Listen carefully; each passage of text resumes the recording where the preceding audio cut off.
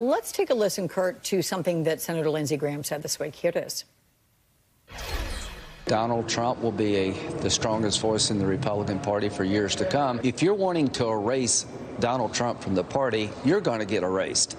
Most Republicans like his policies. A lot of Republicans like his style. A lot of people are disappointed with him personally at times, but appreciate the outcomes he's achieved for our country.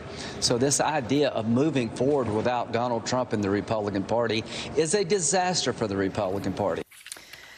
Is that true, Kurt? I mean, after all that's happened the past couple of weeks, what influence do you think Trump's actually going to have moving forward?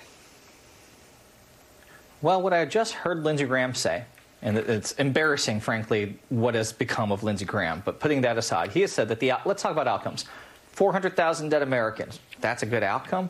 A white nationalist mob trying to violently overthrow the United States government, hang the vice president, hold hostage lawmakers, and execute the Speaker of the House.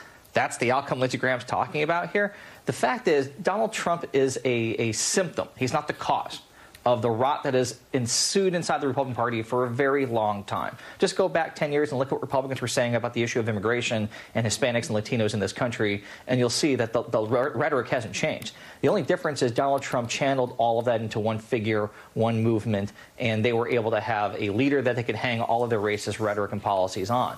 But going forward for the Republican Party, listen, the decision is very clear. They can either decide that they are going to be a party that continues to parrot white nationalist policies or not.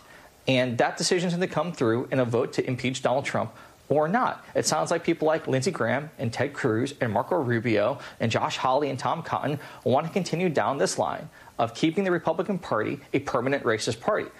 That's their prerogative. That's fine. But we've already seen now in the last election and in the midterms, the American people have rejected the racist party of the Republican politics election cycle after election cycle, and what they are doing is putting themselves on a permanent path to staying in the congressional minority and out of the White House indefinitely, because the reality is demographics in this country are changing. They've been changing for a long time. We all know this. By 2045, this country will be a majority-minority country.